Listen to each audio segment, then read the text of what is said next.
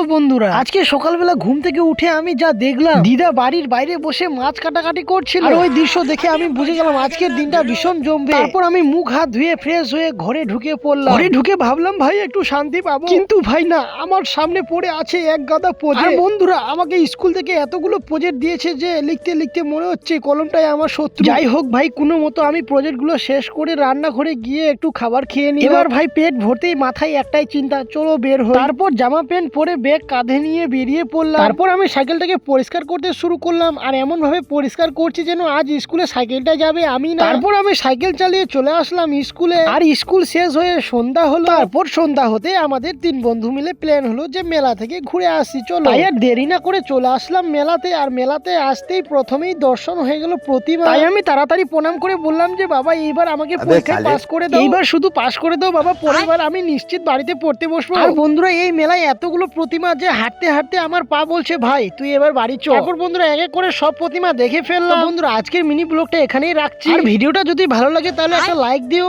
আর না ভালো লাগলেও একটা লাইক দিও, কারণ তোমার একটা লাইক আমাকে অনেক মোটিভেট করে ভিডিও বানাতে।